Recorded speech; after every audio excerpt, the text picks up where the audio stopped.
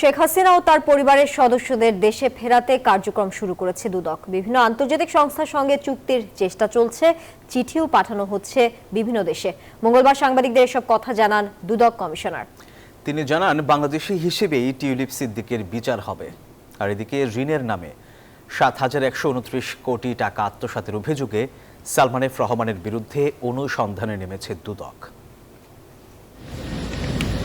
গত ৫ আগস্ট দেশ থেকে পালিয়ে যান সাবেক প্রধানমন্ত্রী শেখ হাসিনা। এরপর দুদকের নানান মামলায় জড়ান তিনি ও তার পরিবারের সদস্যরা। সর্বশেষ পূর্বাচলের প্লট জালিয়াতির ৬ মামলায় অভিযোগপত্র দাখিলের পর জারি হয় গ্রেপ্তারি পরোয়ানা। এমন পরিস্থিতিতে দুদকের করণীয় সম্পর্কে ধারণা দিলেন সংস্থাটির কমিশনার হাফিজ Ahsan Farid.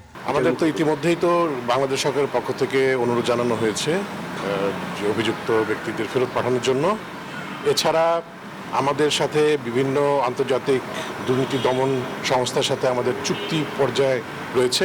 Next commission meeting হয়তো এই সপ্তাহে, যদি না আগামী সপ্তাহে হবে, তখন আলোচনা করা হবে। যদি প্রয়োজন পড়ে রেড অ্যালার্ট জারি করা হবে। এছাড়া শেখ হাসিনার বোন শেখ রেহানার মেয়ে টিউলিপ সিদ্দিকের বিচারিক প্রক্রিয়া নিয়েও কথা বলেন দুদক কমিশনার। আমরা তো তার বিরুদ্ধে মামলা করেছি সে বাংলাদেশের নাগরিক হিসেবে।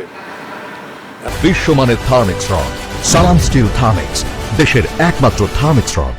এবং তাকে আমরা যেসব চিঠিপত্র দিয়েছি দ্রুত সব বাংলাদেশি ঠিকানায় তার ন্যাশনাল আইডিতে দেওয়া হয়েছে। তাকে আমরা এখানে বিদেশি নাগরিক হিসেবে আমরা কনসিডার করে নিই।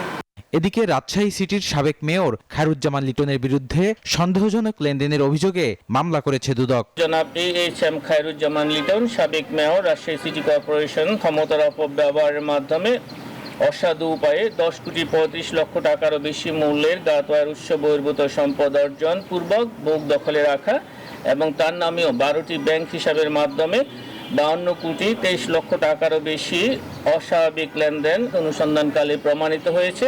এই কারণে তার বিরুদ্ধে সংশ্লিষ্ট ধারায় একটি মামলা রুজুর সিদ্ধান্ত গৃহীত হয়েছে। শেখ হাসিনার সাবেক উপদেষ্টা সালমান এফ রহমান সহ 11 জনের বিরুদ্ধে আইএফআইসি ব্যাংক থেকে ঋণের নামে 7,129 কোটি টাকা আত্মসাতের অভিযোগ রয়েছে। এ বিষয়ে সংশ্লিষ্টদের জিজ্ঞাসাবাদের সিদ্ধান্ত নিয়েছে দুদক। বদরুল আলম শাওন, নিউজ 24, ঢাকা।